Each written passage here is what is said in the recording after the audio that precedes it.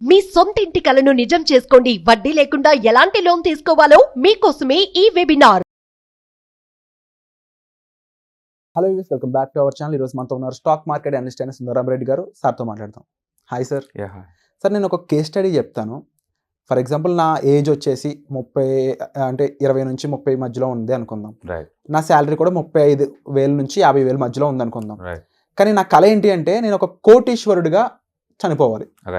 అంటే నా కళ ఏంటి అంటే, నేను ఈ ఏజ్ మధ్యలోంచి నేను ఇంకొక 20 ఏళ్ళు బతుకుతాను అనుకుంటే, ఆ టైంకి నేను 1 కోటి రూపాయలు సంపాదించాలి. పోతే కోటీశ్వరుడిగానే పోవాలి అని నేను ఫీల్ అవుతున్నాను. ఇది పాసిబుల్ అవుతుందా? సో ఈ మోడర్న్ ఏజ్ లో ఎనీబడి కెన్ బి కరోడ్పతి అండి.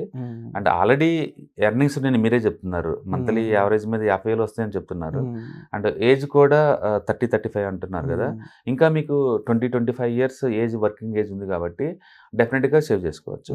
మీరు చేయాల్సిందల్లా ఏంటంటే, లైఫ్ స్టైల్ ని మీ ఇన్కమ్ కన్నా తక్కువ ఉంచుకోవాలి. మెయింటెనెన్స్ ని సపోజ్ మీకు వచ్చే ఇన్కమ్ 50,000 అనుకోండి, మీరు 40,000 లోపే మీ లైఫ్ స్టైల్ని రిస్ట్రిక్ట్ చేసుకోవాలి. అంటే మీ ఖర్చులు మొత్తం 40,000 లోపే ఉంచుకోవాలి. ఒక మంత్లీ ఒక 10,000 అలా సేవ్ చేశారనుకోండి, వీటిని బెస్ట్ మ్యూచువల్ ఫండ్స్లో కానీ, లేదా ఇండెక్స్ ఫండ్స్లో కానీ, లేదా ఈటీఎఫ్స్లో కానీ, లేదా మీకు తెలిసిన అదర్ అసెట్ క్లాస్ ఏదన్నా కావచ్చు, పెట్టేసినప్పుడు యావరేజ్ మీద ఒక 15% నుంచి 20 వస్తే బెస్ట్ వచ్చినట్లే, లేదా కనీసం 15% వచ్చే చోట కనుక మేనేజ్ చేసుకుంటూ పోతున్నారు అనుకోండి, డెఫినెట్గా మీకు 1 crore కాదు, ఇంకా అంతకన్నా ఎక్కువ ప్రాబిలిటీ ఉందన్నమాట. అందుకని ఇవాళ రేపట్లో 1 crore 2 crore చాలా తక్కువ అండి. ఎందుకంటే ఇన్ఫ్లేషన్ అనేది 6% పర్ యానం ఉంటుంది ఇండియాలో, యావరేజ్ మీద 5-6%. అంటే మనీ వాల్యూ 6% తగ్గిద్ది. అంటే ఇప్పుడు నా దగ్గర 1,00,000 రూపాయలు అనుకోండి, నెక్స్ట్ ఇయర్ కల్లా నీ డబ్బు ఎంత అవుతుందంటే 94,000 అవుతుంది. 94, దాని వాల్యూ 94. అంటే మీకు పేరుకి 1,00,000 ఉంది ఉండడానికి, కానీ బయట వస్తువుల రేటు పెరిగినాయి అనమాట ఆల్రెడీ. అందుకని దాని వాల్యూ ఎంత అంటే 94,000కి వస్తుంది. ఆ నెక్స్ట్ ఇయర్ గడిచింది అనుకోండి, దాన్ని 89,000 దాని రేటింగ్ తగ్గుతా పోతా ఉంటుంది. అందుకని 1 crore కాదండి, కనీసం మీరు ఒక 5 crores ప్లాన్ చేసుకోండి.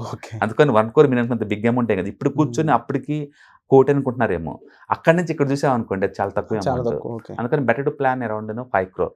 అదే లైఫ్ స్టైల్ మెట్రోలుగా ఉందామనుకో. అంటే కొంతకాలం క్రితం చూసుకున్నట్లయితే 1,00,000 రూపాయలు అనేది వాళ్ళకి చాలా పెద్ద అమౌంట్. ఇప్పుడు మనకు చాలా అది అంత పెద్ద అమౌంట్ అయితే కాదు, ఒక యావరేజ్ గా అమౌంట్ అనుకోవచ్చు. సో ఇన్ ఫ్యూచర్ 1 కోటి రూపాయలు అలాగే అవుతుంది అంటారు. స్కేర్ యాడ్ 1 lakh అమ్ముతున్న ఈ రోజుల్లో, స్కేర్ యాడ్ 1 lakh అమ్ముతున్న ఈ రోజుల్లో ఒక చిన్న ఇల్లు కూడా 1 కోటి రూపాయలు వద్దండి.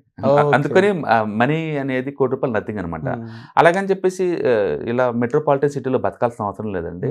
ఆ టైర్ 2 సిటీస్, రూరల్ ఇండియాకి వెళ్ళిపోయాం అనుకోండి, మేబీ అదే కోటి తోటి నీకు లగ్జరియస్ హౌస్ కూడా రావచ్చు. అందుకని మనం ఎక్కడ లైఫ్ స్టైల్ ఎలా గడపోతున్నాం, ఎంత ఎక్స్పెన్సివ్ ఆ సిటీలో అందాన్ని బట్టేసి ఇన్ఫ్లేషన్ డేటా మారిపోతూ ఉంటుంది అనమాట. మొత్తానికైతే మీ ఏజ్ 35లో ఉన్నా కాబట్టి, అంటే 50,000 ఇన్కమ్ ఉంది కాబట్టి, ఫస్ట్ లైఫ్ స్టైల్ని రిస్ట్రిక్ట్ చేసుకోవాలి. అంటే ఎక్స్పెన్సివ్ లేకుండా దానిలోపు ఉంచుకోమాట. చాలా మంది ఎందుకు లైఫ్ స్టైల్ చాలా కాంప్లికేట్ చేసుకుంటారంటే, శాలరీ 50,000 వస్తుంటుంది, 50,000 కన్నా 60,000 ఎక్స్పెండ్ చేస్తుంటుంది వాళ్ళు, ఖర్చులు ఎక్కువ ఉంటాయి. దాన్ని తగ్గించుకోవడానికి స్ట్రగుల్ అవుతూ ఉంటారు. ఓకే, ఫర్ ఎగ్జాంపుల్ మీరు ఆల్రెడీ డబుల్ బెడ్రూమ్లో ఉంటున్నారు అనుకోండి, why can't move to the single bedroom and save some 5,000 per month. And ఈ 5,000 తీసుకెళ్ళి మ్యూచువల్ ఫండ్లో ఇన్వెస్ట్ చేయడం ద్వారా 25 years కల్లా మీకు ఈజీగా ఒక 5 crores వచ్చే ఛాన్స్ ఎక్కువ ఉంది. అంటే మంత్లీ 5,000 సేవ్ చేస్తే చాలు, 25,000 అది ఆటోమేటిక్గా అవుతుంది. అందుకని మీరు బెస్ట్ ఏంటంటే ఫైనాన్షియల్ ఎడ్యుకేషన్ పెంచుకొని ప్రాపర్ గైడెన్స్ తోటి మీరు ప్లాన్ కనుక చేసుకుంటే అది అచీవబుల్. అది యాక్చువల్గా అది ఇట్స్ అచీవబుల్ అనమాట. బట్ మీరంటే కోటి కాదు, కనీసం ఒక 5 crores ప్లాన్ చేసుకోండి. అది అప్పుడు మీకు రిటైర్మెంట్ ఈజీగా ఉంటుంది. ఎక్కువసార్లు ఏంటంటే ఈ మనీ ప్లాన్ చేసుకున్నప్పుడు తక్కువ అమౌంట్ ఉన్న వాళ్ళందరూ ఇట్లా ఎవ్రీ మంత్ కొంత అమౌంట్ పక్కన పెడితేనే SIP అంటారు, సిస్టమాటిక్ ఇన్వెస్ట్మెంట్ ప్లాన్ అనమాట. ఓకే, పొద్దులు నువ్వు మాన్యువల్గా పెట్టే బదులు సిస్టమ్ని ఆటోమేట్ చేయొచ్చు. నీకు ఎలాగో శాలరీ వస్తుంది అంటున్నారు కాబట్టి, ఆ శాలరీ నేను చేస్తానంటే SIP బ్యాంక్ పర్మిషన్ ఇవ్వండి. మ్యూచువల్ ఫండ్ ఏదైనా మంచి మ్యూచువల్ ఫండ్ ఇన్వెస్ట్ చేశారనుకోండి, ఎవ్రీ మంత్ 5,000 వచ్చేలాగా ఆటోమేటిక్గా శాలరీ పడిన ఫస్ట్ తారీఖు శాలరీ వస్తుంది అనుకోండి, సెకండ్ డేట్ కల్లా ఆటోమేటిక్గా దీనికి వెళ్ళిపోద్ది.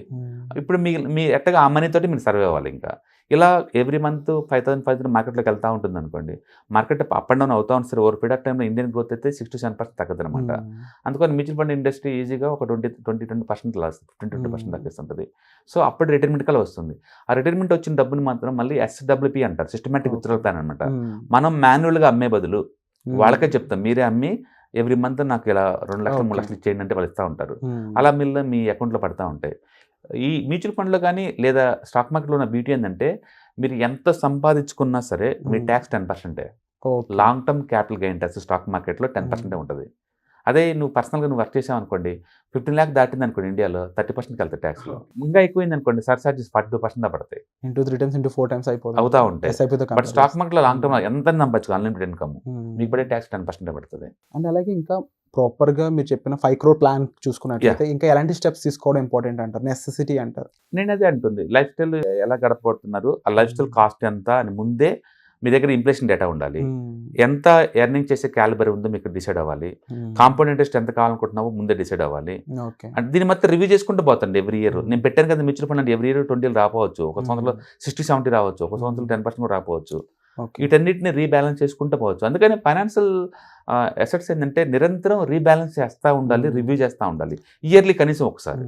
ముఖ్యంగా సార్ ఇందులో మీరు ఇందాక ఒక కాంపౌండ్ ఇంట్రెస్ట్ అనేది పదం వాడారు కాబట్టి అడుగుతున్నాను. నిజంగా నేను టైంను ఉపయోగించుకొని కోటీశ్వరుని అవ్వాలనుకున్నప్పుడు కాంపౌండ్ ఇంట్రెస్ట్ ప్లే చేసే రోల్ ఏంటి? డెఫినెట్గా అంటే అర్లీ స్టేజ్లో బిగిన్ చేశారు అనుకోండి, కెరీర్ ఎక్కువ ఉంటుంది. ఫర్ ఎగ్జాంపుల్ మీరు చెప్పే 35 అని 35 బదులు 25లోనే మీరు కెరీర్ బిగిన్ చేసినప్పుడు ఏం చేశారనుకోండి, 5,000 కూడా అవసరం లేదు, 1,000 రూపాయలు సరిపోద్ది. సో 1,000 రూపాయలు ఇంటూ 40 years, అప్పుడు మీకు తక్కువ పెయిన్ ఉంటుంది, తక్కువ అమౌంట్.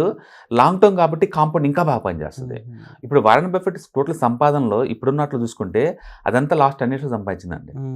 ఇప్పుడు టోటల్ ఆయనకున్న అసెట్స్లో 65 అప్పుడు కంపేర్ చేసినప్పుడు 1% అసెట్ అప్పుడు ఉంది దానికి, ఇప్పుడున్న అసెట్స్ మొత్తం కంపేర్ చేసుకుంటే.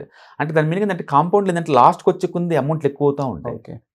డే బై డే లేకపోతే ఇయర్ బై ఇయర్ ఎంత టైం ఎక్కువ ఇస్తే అంత ఎక్కువ పెరుగుతూ ఉంటుంది అనమాట. స్టార్టింగ్లో అవ్వదు. అందుకని నీకు ఫస్ట్ డబుల్ అవడానికి నీకు ఆల్మోస్ట్ ఇప్పుడు సపోజ్ 2 rupees ఇంట్రెస్ట్ అన్నావు అనుకోండి, అంటే 3.5 years పట్టింది నీకు డబుల్ అవ్వాలంటే అమౌంట్. కానీ తర్వాత 3.5 years కాదండి, 2 years, ఆ తర్వాత 1.5 year, ఆ తర్వాత 1 year, ఆ తర్వాత 5 months, ఆ తర్వాత 1 month. అందుకే చాలామంది 25% per annum అంటే అంతేనా అంటారు. అంతే కాదండి, అది 10 years 11 times అని అర్థం. 10 years మీ అమౌంట్ ఎంత అవుతుంది? 11 times. అంటే మీరు 10 లక్షలు పెడితే మీ అమౌంట్ 1,10,00,000 అవుతుంది 10 years తర్వాత.